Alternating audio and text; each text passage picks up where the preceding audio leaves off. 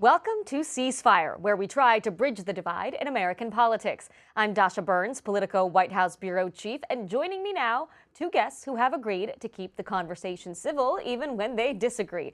Chad Wolf, Acting Homeland Security Secretary during the first Trump administration, and John Sandweg, Acting ICE Director during the Obama administration.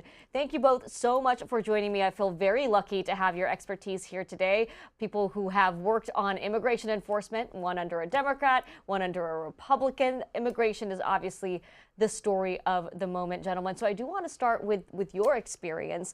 Chad, talk about leading DHS. What were the big takeaways, and how do you see this moment playing out?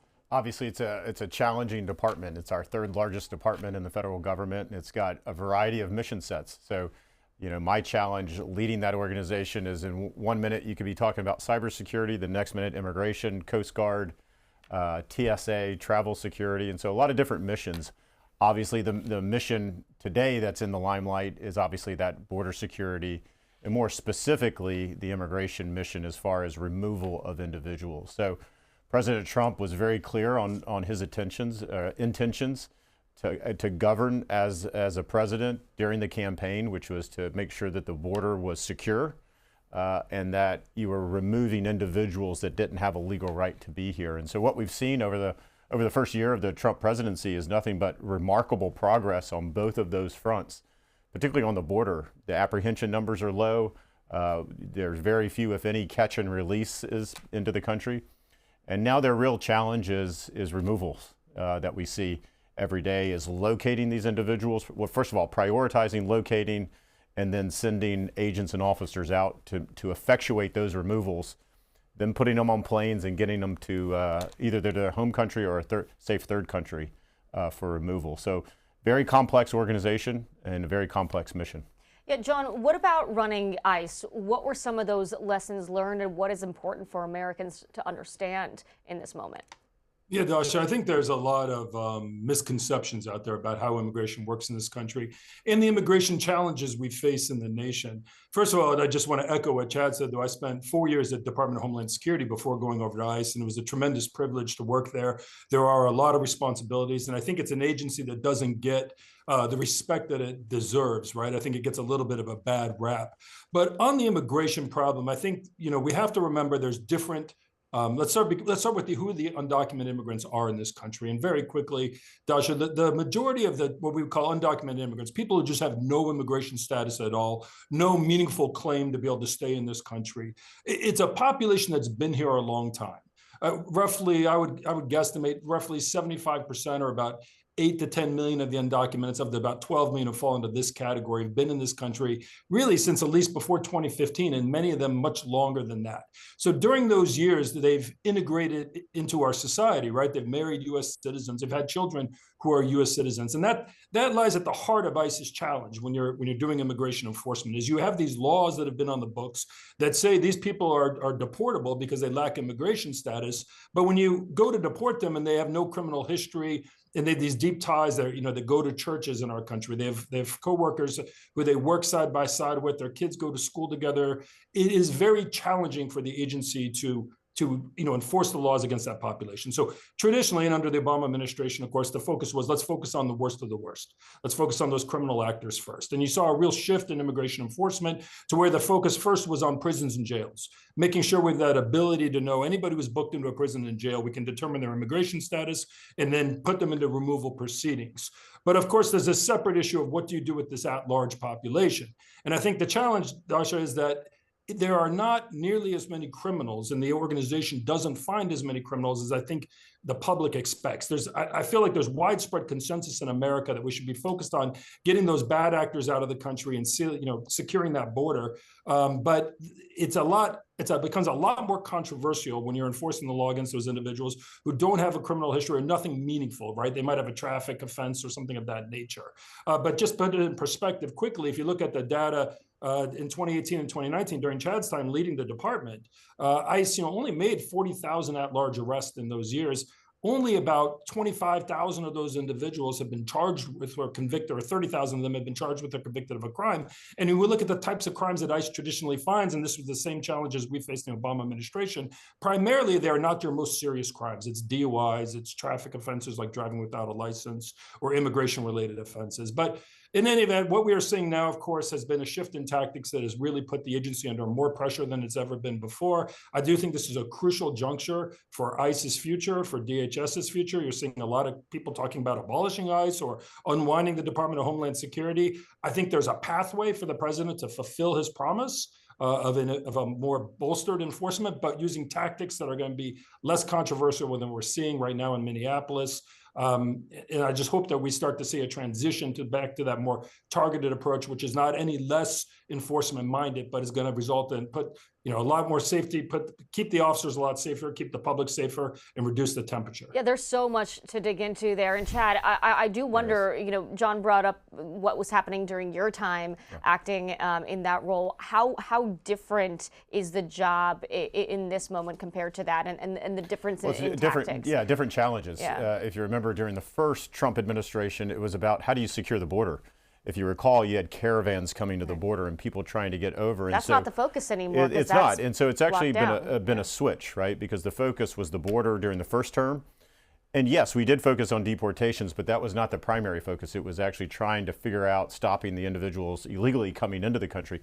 They've solved that problem, right, here in the second term.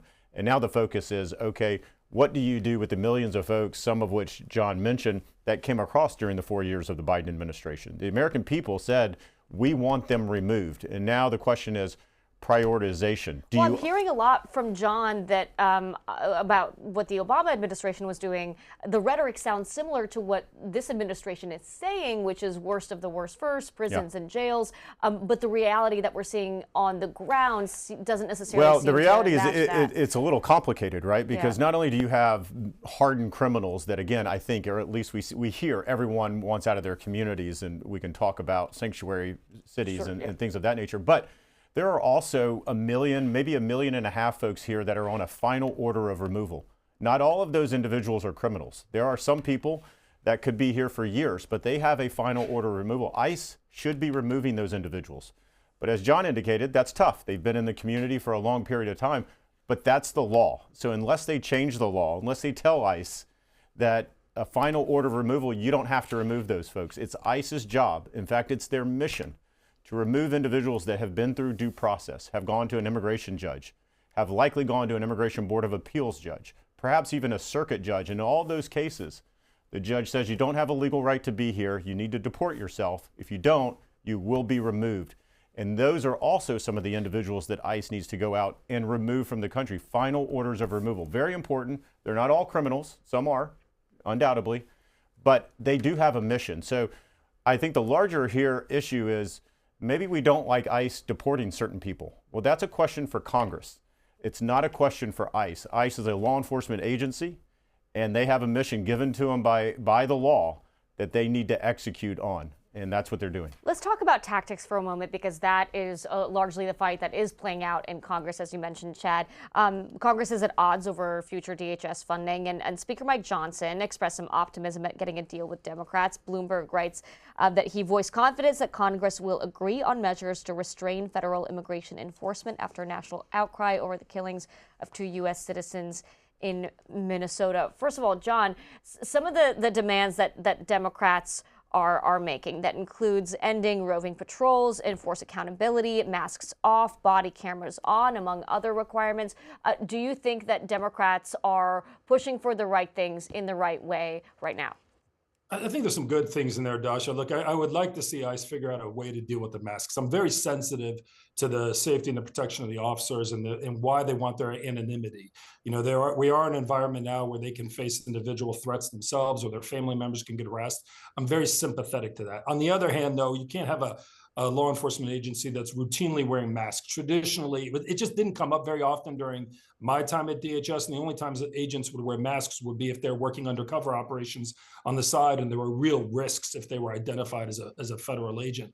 But I think the harder thing, Dasha, is it's really hard to legislate the things that matter the most when it comes to this immigration enforcement. In my mind, I think one of the most important things is targeting, right? Chad is right. There are these different buckets of undocumented immigrants. You have your criminal aliens, the ones convicted of the serious crimes. That's easy. ICE has always prioritized them. I think the agency does a great job of getting those ones out of prisons and jails. But then you get the individuals with low-level misdemeanor convictions. And again, this is where I think the public consensus, it gets really tough. And I can say that just from experience, that when we had those cases during my time and during the Obama administration, we were heavily criticized in many cases from both the left and in some cases from even the right about why are you seeking the deportation of these individuals? But getting back to what Congress can do about it, if you ask me, I think the most important thing that they can do is ensure that the department publishes timely data on who is being arrested. We do hear this in these individual cases. The administration likes to highlight them a lot, the worst of the worst. And there are some very good cases out there, individuals with, serious violent felony offenses, sex offenses, things of that nature. But what we really need to see is this big picture, because when we see cases like the 5-year-old child arrested in Minneapolis, whose father was in the immigration court proceedings, it's creating doubts. And I think that more than anything, if Congress wants to make a difference here, would be publishing real-time data on who's being arrested, what is their criminal history, what is their immigration history, so the public can judge whether the scenes they're seeing in Minneapolis are really worth it. Is the law enforcement value we're getting out of this, is this necessary, or does it justify what we're seeing on the streets of Minneapolis? Chad, do you think that there are some things that Democrats and Republicans could agree on? Could Republicans be on board with some of those demands? What are you hearing? Perhaps. So let me make a larger point, and then I'll answer that. When I listen to the left a lot talk about immigration and what ICE should and should not be doing, it's almost as though they're wishing they had an immigration system that actually doesn't exist in law, right? What do you mean by that? Well, they say, well, you shouldn't be deporting anyone that's been here maybe 5 years or 10 years and hasn't gotten arrested. Again, if they have a final order of removal, that's not the law. So it's almost as though they wish they had a different system than they have today. And my answer to that is just go legislate, change the law, and it'll give ICE a different mission, and they'll go out and they'll execute that mission. But they're obviously not doing that. As we look at Congress and what they want to do, look, I think you can get on board with a couple of different things. One is body cameras. I think the president has said it's a good idea. I know Secretary Noem has announced body cameras for those in Minneapolis at the moment. ICE has historically used them, not across all of their agents. I think now is the time to probably do that. The vast majority of local, state, and federal law enforcement do use body cameras. So now it becomes a funding issue, and how do you roll that out? So I think that's something they could do. When you talk about masks, John brought it up, masks, very, very difficult. I ran into this issue in Portland in 2020, where we had a courthouse under siege where I had to surge in federal law enforcement. Similar, but a little different than what they're doing in Minneapolis. They wore masks because they were getting doxxed every single night. And so what we did is we put a unique identifier on their uniform, right? Because why do you want to see someone's face? Is you want to hold them accountable. If you think that you are a protester and you were targeted and the officer perhaps did something wrong, and how do you do an investigation on someone? We gave them a unique identifier so you could write down 1, 2, 3, 4, 5. I think that officer did something wrong, and you could go back and investigate. So I think there are things that can be done while still protecting the officer's safety if they need to cover their face, because you will have people that will take pictures and they will find out who these individuals are, and they go after their family, they go after the officer, they leave death threats. And first and foremost, we should be protecting our law enforcement officers. And then the last point, which I know they're talking a lot about, so it's body cameras, it's face masks, is judicial warrants. And I think that's probably a bridge way too far. If you're going to mandate that ICE has to use a judicial warrant in every case, which some are talking about, I think that is, you're basically saying, ICE, you can't do your job. So I don't think that is one that Republicans should entertain. There's also the roving patrols that Democrats want to limit that. Again, I would say ICE does the majority targeted operations. They are going in looking for a very specific target, and oftentimes a criminal target. Now, there's also what we consider collateral damage, right? So if they pull over an individual that is that target, they're going to see who the other 4 people in that vehicle are as well, trying to understand who they are. Do they have arrest warrants? Are they wanted, and the like? So there are other things that can happen there. So again, my experience tells me that the majority of ICE's operations are very targeted when they go into these cities. Yeah, John, immigration is a tricky issue for Democrats. Historically, it's been beneficial for Republicans to talk about immigration issues. Now, Democrats are trying to lead the charge on some of these reforms. But would you encourage or caution Democrats when it comes to how much they push for some of these changes? Dasha, it's hard to say. I mean, fundamentally, I'm a policy guy more than a politics guy. Immigration is such a tricky issue, though, in my experience, that in the abstract, when people hear about immigration, what Chad is saying resonates. And listen, I got to say, Dasha, quickly, I'm in agreement with Chad. I have a lot of sympathy for ICE because they're in such a difficult spot where they're asked to enforce these laws that there is tremendous public divide on. And whenever I hear people talk about let's abolish ICE, I mean, my gosh, before you talk about abolishing ICE, why don't we change the immigration laws? I think there is a large part of the population that technically is out violating the law today, where there would be wide consensus that, hey, come forward, pay a small fine, go through a background check, and you can stay in this country, whether you get a path to citizenship or not. I suspect that Chad and I could sit together and craft out a bill we both would agree on, probably in 15, 20 minutes, Chad, or at least the broad contours of it. That's the goal of this show. Maybe you guys should go advise Congress on this. I mean, it is remarkable, though, on an issue that is so divisive around the country, two people who have actually done the work on this on different sides of the aisle, finding a lot of common ground here. Gosh, I worked with Tom Homan. I mean, I don't think Tom and I are that far apart on some of these things. Where I would disagree with Chad is, okay, I hear you on final order fugitives or final order individuals who didn't leave the country. But then you look at these individual cases and they have 3 children, they're the sole breadwinner. It gets a lot harder when you start looking at it in practice. I'd much rather have the agents still go out there and do what they can to get those really bad guys off the streets, because I still think there's room to focus more on that population and dial back our attention on some of these asylum seekers or people with no nexus to the criminal justice system. I guess what I would say, though, going back to your question quickly about the Democrats, is I worry that we're going to adopt a few reforms that'll change things. I think I do think there's been a shift to more roving patrols, usually primarily these Border Patrol agents. Part of that is tied to these need for quotas.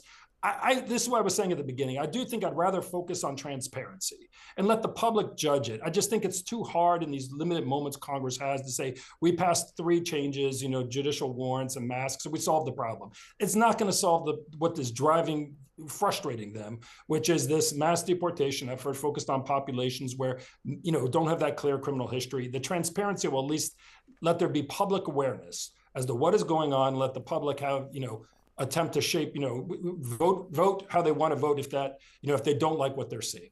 Chad? Yeah, here's what I would say is I am in agreement. They should prioritize the worst of the worst, as we say, right? The hardened criminals that are out there. But here's what you can't do, and Tom Homan's talked about this as well, which is you can't exempt whole classes of individuals from immigration law, right? We saw President Biden do this, and we saw a historic border crisis. We saw DHS under President Biden say that simply crossing the border illegally is not grounds for removal. Well, guess what that did? That sent a message to everyone that wanted to cross, as long as you weren't wanted in your home country and as long as you didn't do anything here, that you could come across that border illegally and you weren't going to be deported. I think that sends a terrible message. No one should be exempt from the law. You've got to prioritize, which I would agree with, but there will be other arrests. There will be other removals. Folks that have been here for a period of time until Congress, and it's only Congress's job to do this, until Congress says, okay, we're going to pass a law. You've been here for 10 years, 20, whatever they decide. You got no criminal record. You're now, shielded from deportation. But until that happens, ICE has a mission that it needs to execute on. Let's talk about the developments in Minneapolis that sort of broke open this whole conversation. Chad, you called sending Tom Homan in to head up operations there a stroke of genius. Why? Do you think this is a correction by the White House? Well, I mean, Tom's got a unique set of skills and background, right? 40-year veteran of not only Customs and Border Protection, but also ICE as well.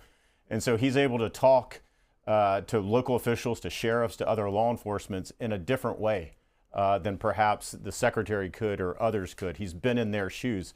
He's done this job. But probably most importantly, he hadn't been in Minneapolis. He hadn't been part of the operation for, since it started. And so he comes at that particular problem with a new set of eyes and a new vantage point.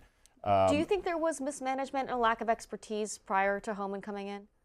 No, I wouldn't say it was a mismanagement. I would just say that, again, you're operating in a sanctuary city. So I think it's important to keep in mind that ICE today is doing operations probably in all 50 states. And in almost all of those, you don't hear anything about them. You don't see the chaos.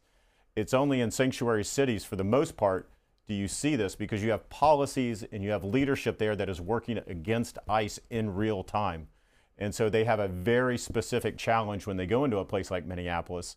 And you hear people, such as the governor, say, we are at war with ICE. Well, what do you think that does? That sends a message to the agitators, the violent opportunists, and others to get in the middle of ICE, to make a scene, to make a commotion, like to really instigate here. And I think that is unique to Minneapolis and these sanctuary cities. And so I think DHS, to answer your question, had a real challenge as they went in there.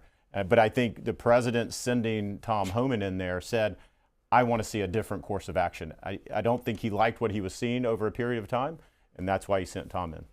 John, what do you make of what Chad is saying about sanctuary cities and ICE operating in those areas? What was your experience of that under Obama, and what do you make of what Chad's arguing here? Yeah, quickly, Dasha, just two things. One, first of all, I think Minneapolis was a comedy of errors that was predictable and inevitable. I think the first and primary issue there was putting a Border Patrol agent in charge of operations in the region, and the problem, and bringing up thousands of Border Patrol agents to supplement and surge, right, provide a surge capacity for ICE. The problem is the Border Patrol agents. Look, I'm very defensive of all the agents here. I think they've been put in a very tough position, but the Border Patrol agents are trained to operate in a completely different environment with different legal requirements, different constitutional requirements, and certainly they're, working between the ports of entry in the Arizona desert in the dead of night, when you come across a group and you don't know if these are drug mules who might be armed to the teeth or just economic migrants, you have to operate with a heightened sense of aggression. You can't do as much of the de-escalation techniques. It is just a high threat environment where you have that culture of, like I said, extreme aggression, so to speak. Now you import that up into a city like Minneapolis, and we saw some that speech Greg Bovino gave to the agents in Los Angeles, right? We're gonna, if they tell, we're gonna arrest as many as they are. This is our city, right? This is us versus them. And those kind of confrontations were inevitable. And I really think what Tom Homan said, but I agree with Chad, sending Tom is a great move by the president, because Tom understands that there's a way in which you can do law enforcement in a sanctuary city like Minneapolis that doesn't result in these incredibly aggressive confrontations where you've both exposed your agents, and to be fair, assaults are up on the agents. There are bad actors in those protesters who are seeking this as an opportunity to do harm to these agents, but also a lot of people exercising their constitutional rights who are now having heavy force being applied against them, and in some cases, as courts have found, in excessive force or in violation of the Constitution. I think what you saw with Tom coming in is, candidly, maybe it's just my interpretation of what he's saying, but having known him, I think you saw him saying, I heard him say targeted and prioritized numerous times in that press conference, right? And so what I would say, Dasha, is that sanctuary city, what is true is that in a sanctuary city where they do not give ICE access to the jail, or they limit that access, it does force ICE officers, more officers, to go out in the streets because they need to arrest these individuals at their home. And some individual might have a serious criminal history, and some sanctuary cities like a Cook County can have very aggressive policies where you could have someone with a violent criminal history and they will not give ICE access to that individual in the jail. And ICE is going to go out in the street to make that apprehension at the person's home at some later date. When they do that, they do need to put more officers on the street for officer safety reasons. All of that is true.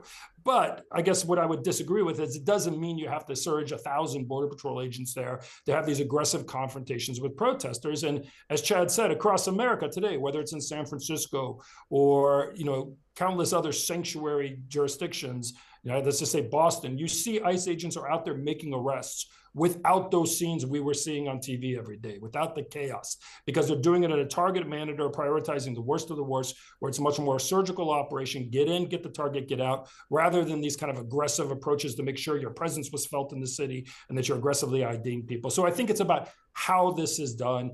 And again, why I like Tom is because Tom knows how to enforce the law in a sanctuary jurisdiction without creating chaos. So John got us there a little bit, but Chad, what do you think are lessons learned out of Minneapolis that can and should be applied to other cities? Well, it depends on the agreement that Tom comes up with the local officials there. It could serve as a model for other sanctuary cities, right? If there is access to jails. We hear a lot about how the Minnesota State Prison, they have access there.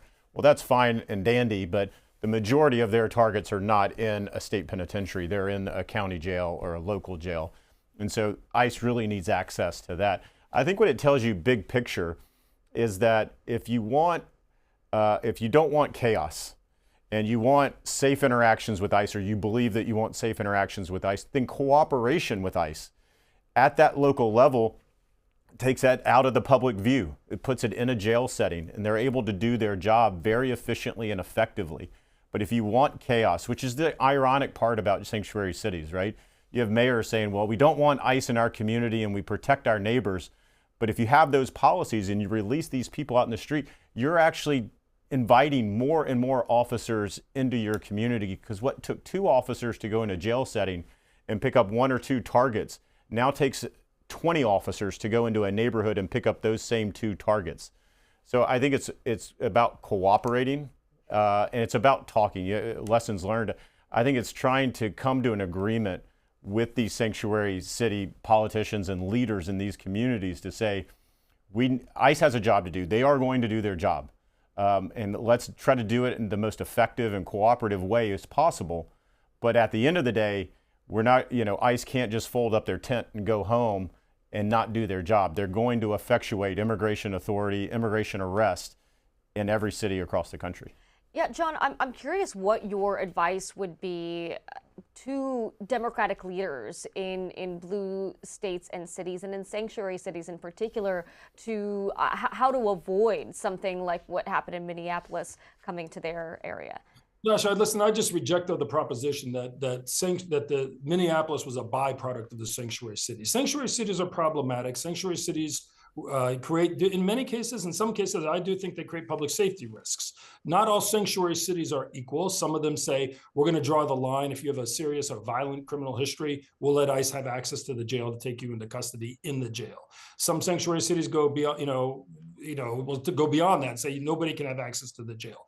I certainly agree that that is a challenge for ICE. I think those more extreme sanctuary cities that release violent offenders who have no immigration status in the United States, I think that's absurd, right? That just violates common sense and jeopardizes public safety.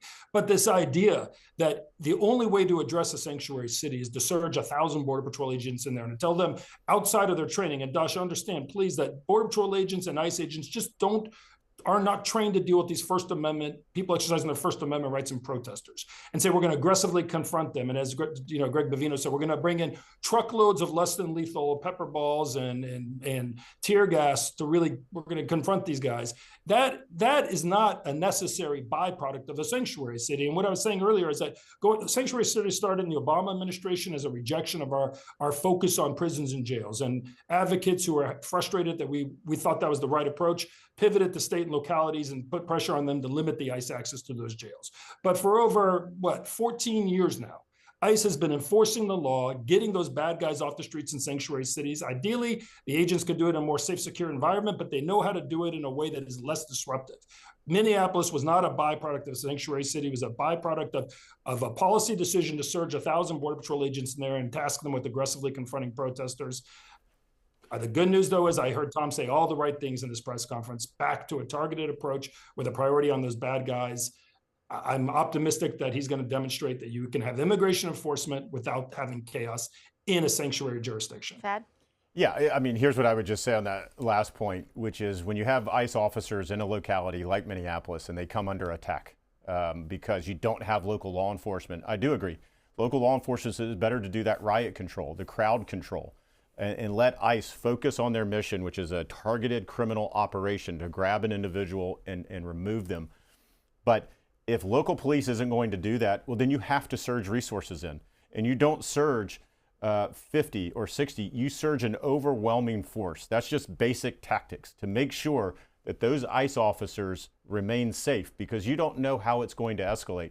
You don't know that, okay, they're going to stop targeting ICE officers. Now they're going to target the federal facility. Now they're going to do something else and something else and something else. So what you really need is that, again, I keep coming back to it, is that cooperation with local law enforcement. Because if you have to shut down a street because ICE is doing an operation, it's much better to have a local police car out there with a local badge and a local uniform. The residents know who that is. They don't know who ICE is. They don't see them on an everyday basis. John, I know you disagree with the surge piece of this. I wonder what you think about whether there should be better coordination between local and federal enforcement. Oh, absolutely. Listen, law enforcement works best when it works together. And Dasha, one of the secrets of these sanctuary jurisdictions is at the career police department level, there's actually law enforcement to law enforcement, federal and the state and local. There's more cooperation that goes on than people realize. I mean, these guys are out there cooperating on criminal investigations focused on MS-13 and serious criminal street gangs. There's even in the sanctuary jails where the sheriffs might be restricted by a county ordinance to giving access to ICE. Typically, if there's a really bad offender, there will be a call made to ICE to say, hey, he's being released tomorrow at 9 a.m. You might want to have a couple of agents waiting outside the door. I think that we would find that there's shared values amongst law enforcement, which is they all want to see their communities safer. I think, unfortunately, a lot of what happened in Minneapolis as well is when the politics infuse in that and people start taking hard lines. But absolutely, I think we're all better off when there's cooperation. I am just a little bit more, I think, sympathetic than Chad is to this idea when a state police chief says, hey, if we're seen providing that backup to the ICE agents in our immigrant communities, right, they see us as cooperating in part of that immigration enforcement effort, which we're worried is going to chill cooperation. I just think you have to respect that when it's coming from a police chief who says, we think this could have a negative impact on our ability to keep our communities safe. I agree with Chad. What happened by the end of that, Dasha, in Minneapolis, it was crazy. I mean, ICE agents going out there and groups following them and whistles blowing everywhere. You can't do any enforcement in an environment like that. Yeah, given the heated climate, though, would both of you potentially agree that more training might be needed for these agents, whether it's in Border Patrol or ICE, that are coming into these environments in a moment that is so heated? John? It can't hurt, certainly. I mean, listen, I think it's critically important. It's not traditionally been what ICE has done. It's not traditionally when Chad was running DHS, when I was at ICE, you just didn't see these. They just didn't have to deal with these protesters. It might be a new reality, Dasha. Certainly something I think requires a lot of training, and I would like to see the training on. But of course, we're concerned because it appears that DHS is shortening the training overall in an effort to get more officers on the street quickly. But I think it would make a difference, yes. Chad? Yeah, I mean, I feel like this is a little bit of a throwaway, which is we don't train local police to do Border Patrol operations, right? And so, yes, you can always train more and more and more. ICE goes to FLETC, our Federal Law Enforcement Training Center. Border Patrol has their own academy. They both have specialized units, SRT and others, that actually do some of this. ICE works in an urban environment, but again, they are really good at their targeted operations. Where you see local police help in 98% of jurisdictions around the country. So this really isn't an issue. I think this is what's so frustrating to me is obviously we had a very chaotic situation unfold in Minneapolis, but we're trying to expand that to across the country, that there's some huge problem with ICE that takes reforms by Congress, quote reforms, which I call limitations, to ICE. This isn't an issue in Texas. This isn't an issue in Florida. It's not an issue in 98 other jurisdictions, because you have that close cooperation, because not all, but most of these interactions take place in a jail setting. And so I think you have sanctuary cities that try to put roadblocks up for ICE. And then when something happens, you now have elected officials saying, I need to limit ICE's authority even more. I need to ratchet them back even more, even though in 98% of the jurisdictions goes off without a hitch. All right, gentlemen, that is all the time we have, but thank you so much for bringing your expertise. Former Acting Homeland Security Secretary Chad Wolf and former Acting ICE Director John Sandweg. Thank you both so much for joining me today. Thank you. My pleasure. All right, let's turn now to this week's C-SPAN Flashback, where we dig deep into the video archives to show you a moment in political history that's reminiscent of what's happening today. The year was 1986. Then Republican Vice President George H.W. Bush discussing the Reagan administration's policy toward Iran and potential regime change. Take a listen. We may not like the current Iranian regime, and I've said we don't. But it would be irresponsible to ignore its geopolitical and strategic importance. And that doesn't mean we should simply appease any Iranian regime. It does mean, however, that we can't ignore this looming transition that will soon take place in Iran. Khomeini will pass from the scene. A successor regime will take power. And we must be positioned to serve America's interests, and indeed the interests of the entire free world. Flash forward to today, and the U.S. continues to use strong language about Iran's nuclear program, even as diplomatic channels remain open and talks continue. And we've got two political pros from both sides of the aisle to discuss U.S. tensions with Iran and other foreign policy headlines. Michael Allen, he has worked for the House Intelligence Committee as well as the National Security Council during the George W. Bush administration. And Daniel Baer, it's U.S. ambassador to the Organization for the Security and Cooperation in Europe during the Obama administration. Thank you both so much for joining me here today. There is so much to talk about on the foreign policy front in this administration, which just continues to baffle me. But seeing that clip from Bush on Iran, I mean, does that bring back some memories? It does. It's a reminder that Iran has been on our radar screen for many decades, especially since it flipped to the current regime in 1979.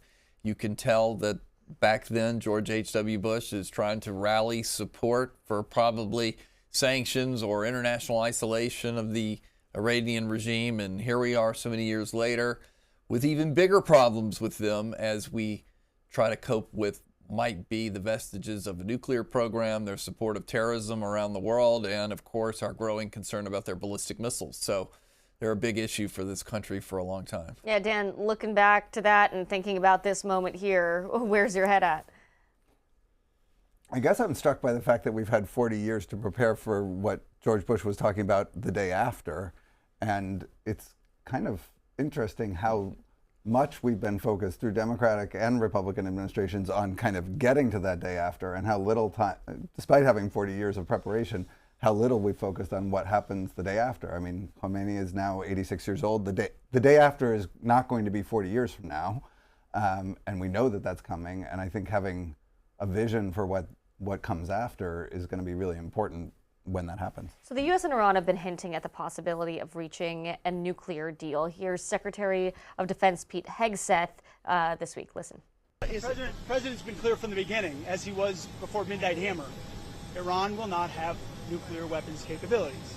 And so they can either negotiate on that front or we have other options. That's why the War Department exists. He doesn't want to go that route. I don't want to go that route. But our job is to be prepared. And so, of course, we are. And we are more than prepared. But President Trump's committed to peace. He's committed to a deal if Iran's serious about making a deal, and we'll see. Dan, what do you make of the administration's approach here? I think we're kind of seeing the intersection of two pieces of policy right now, and I think that's made it hard to predict what's going to happen next. On the one hand, there's been the longstanding concern about the Iranian nuclear program. Obviously, the strikes last year did significant damage. I think there's disagreement perhaps about how significant, but there was significant damage done, and the Iranian nuclear program remains a concern. On the other hand, more recently, the protests that broke out on December 28th, the news that is coming out, obviously it's been under an internet blackout, but the news that's coming out that 30,000 people might have been slaughtered, which is just one of the largest mass slaughters by a government in the modern era. President Trump was vocal about saying that there would be consequences if people were killed, and the Iranians have kind of blown through that red line. So it's unclear to me kind of which policy is driving at any different moment. We are now positioned to take military action if the president decides to do so, but he has also kept the line open, as Secretary Hegseth was speaking about negotiation. So how those two kind of policy vectors come together in the question of whether there will be action or negotiation, I think that's the show that we're all watching day by day. Yeah, I mean, Michael, if you're sitting at the NSC or at state in this administration, what are you calculating for right now? Well, you're trying to give the president the maximum number of options. And I think you've probably received advice from the intelligence community and others that we may have missed our moment to directly help the Iranians who were out protesting against the regime on the streets. And what do you think happened there? I think that we didn't have the theater set with the right naval and air assets to get the job done. I think he got close to doing it, and maybe we could have hit a lot of targets. But I think the Israelis and others in the region said that at least the defensive part of this is not ready to go. We don't have enough interceptors. We don't have the THAAD missile battery in Israel. So I think that caused him to back off. And as he restocks the area for war, I think he's saying, let's see what I can get diplomatically out of the regime. I know I can't get reform of the regime, or they're not going to step down. They're not going to do anything directly that are going to benefit what the protesters were after, but I'll return to our traditional wish list of things that we need out of them. And that's where he's saying, I need a complete renunciation for enriching uranium, which is one of the things we're asking for. And of course, as I mentioned, they want to reduce the stockpiles of their ballistic missiles. That's what the Israelis really, really care about. And of course, there's just support for terrorism. So it is a bit of a mixed message. It was all about the protesters, and now we're going back to our long-standing request list. Yeah, and it looks like the U.S. and Iran aren't necessarily on the same page. Axios writes this. The Trump administration's longstanding demand that any deal cover Iran's nuclear program, missile program, and regional proxies is incompatible with the Iranian position that only the nuclear issue is on the table. So even when we're talking about these programs, let alone protesters and all this other stuff, it doesn't necessarily seem that everyone's aligned on what the demands even are. How do these two powers find middle ground here? I mean, I think it's really hard. I agree with Michael on the challenges from the U.S. position and evaluating the likely effects or impact of taking military action or what we can get out of diplomacy. On the other side of the equation, there's a regime that has kind of made its raison d'etre domestically one of complete and total resistance to the United States. My colleague Karim Sajapur writes about this in The Atlantic recently. And so for them, it's kind of existential to continue that posture of resistance. The United States will want not only a cessation of the nuclear program, but also, as Michael said, an agreement from Iran to basically refrain from the attacks on U.S. troops in the region and on allies, cease its international terrorism, and particularly its attacks in the region. It's unclear whether the regime can do that, especially because it is weaker than it has been in a very long time, and it will need to demonstrate that it is not folding in some way in order to justify its continued existence. So they're in a tough negotiation spot as well. Yeah, Michael, to your point, take a look at this headline. Before any strike on Iran, the U.S. needs to bolster air defenses in the Mideast. I mean, given the likelihood that Iran would retaliate in some way, how likely is it that Trump conducts airstrikes, or is that just a negotiating tactic? So I think that he's going to use airstrikes regardless. I really don't think the Iranians are going to be able, sort of constitutionally to be able to give up what we want them to give up. And so I think the president has already staked the United States' strategic capability on the idea that we're going to strike the Iranian regime. When he said we're locked and loaded, and arguably coaxed more Iranians to come out and hit the street. So I think he's doing it as a matter of policy, but also a matter of politics. I don't think the president, when he criticizes Barack Obama for not helping the Green movement in 2009, or at least speaking out on their behalf, when he criticizes President Obama for not living up to his own red line in Syria when Assad used chemical weapons and he said, I'd hit you, and then he ended up not doing it. I think the President Trump knows that these are big issues for him. He's all about strength and credibility. So I think it's a foregone conclusion that we're going to strike them somehow unless they met our incredible maximalist demands, which I don't think they're able to. Dan, what do you think about that, and do you think it's an effective strategy? I mean, I think certainly setting the theater as he has done over recent weeks prepares and makes it a more credible threat that can be helpful and conducive to negotiations. It's not an empty threat. It is true that U.S. allies and partners in the region are concerned about repercussions and Iranian counteraction. So setting the theater has been an important way of both preparing to take a strike if he wants to, and preparing for the negotiations to be as serious as possible with a credible threat behind them. I guess I'm also, it's hard to make a prediction today, but I think I would lean more toward that it's more likely that there ends up being some sort of action, military action taken than not. But obviously there could be a breakthrough at the diplomatic talks. And I guess for my part, I hope that there is. As I said, I think the question is not not if this regime is going to leave the scene, it's when, and its days are numbered.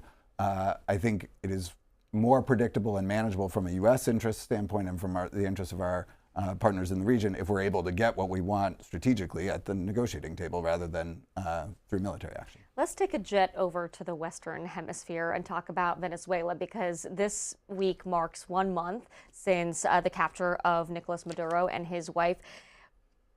Who is going to determine the future of Venezuela? Well, I think in the very short term, it's the United States. We decided to keep most of the regime intact. I think we had in mind our own experience in Iraq when we did depacification and got rid of the entire military, and it led to an incredibly unstable situation that we paid for with blood and treasure. This time, we just took off the head of the snake. The rest of the regime is still there, and we're going to try to use our leverage over them, military leverage and oil leverage, to do the right thing or to act in the way that the United States would like them to act, while we try to take some of the money from oil proceeds and reroute it to the people. But this is only a short-term sort of solution. I think over time, they're going to have to find a way to either have new elections or take Maria Machado, who was elected last year and won the Nobel Peace Prize, to get her back in office at some point, but not now. I think for now, we have to get stability, try and make some progress in this particular country before we try to turn self-governance back over to them completely. Yeah, Dan, what should the medium to long term look like then when he's talking about Maria Corina Machado and sort of pushing out the Maduro regime and getting a different set of powers in there? What should that timeline look like? I mean, it's very hard to say, and I think the honest answer is that it's not clear that anybody has a plan for how to get from that short term to that medium to long term. Yeah. I think we would all agree that the Venezuelan people deserve to have a democratically elected leader. They deserve to have a government that's not corrupt and that doesn't trample their human rights. Obviously, Maduro was a monster, and it's no love lost for Maduro, and Delcy Rodriguez has taken over and was Maduro's vice president. And we should remember that the rest of that regime, as Michael said, is still in place. And we can try to manage in the short to medium term the kind of payments and seizing the oil revenues. And then the latest I've seen is that we're going to kind of ask the regime for receipts, and then we'll reimburse them for things that they're supposed to be doing from supporting social welfare and stuff.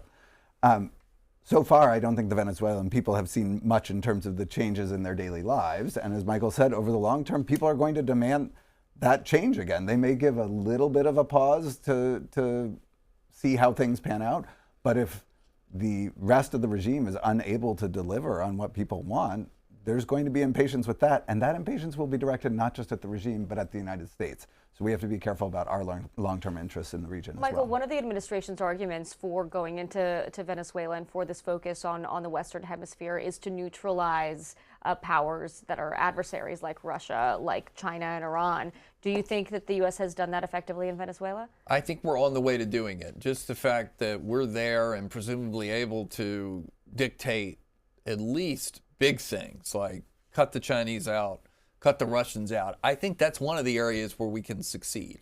I don't know how much success we will have in the medium to long term on trying to completely separate cartel influence out from Venezuela. When you think of everyone from the military to the colectivos, which are essentially these squads of gang members, I think it's hard over time also to gauge how much success in terms of migration outflow there is, which is another thing President Trump is worried about.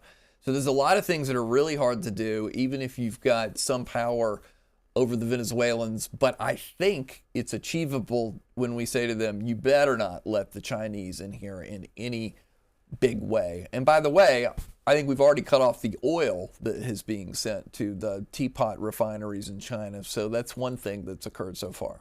All right, back in the jet and over to another continent. Let's talk Russia and Ukraine. There have been trilateral talks with the U.S., but there's still a ton to be ironed out. I mean, this conflict has really, it seems like, confounded the administration. Here is a quote from the New York Times saying the three sides have yet to agree on what should happen to the Ukrainian-controlled territory in the eastern Donetsk region of Ukraine, or what security guarantees the country should get to protect it from future attacks. Dan, where where is this headed, and just how sort of intractable are those final bits of conflict for a resolution? I don't like to be cynical. I care a lot about Ukraine. I spent a lot of time after the first invasion going back and forth between Vienna and Ukraine, including the Donbass.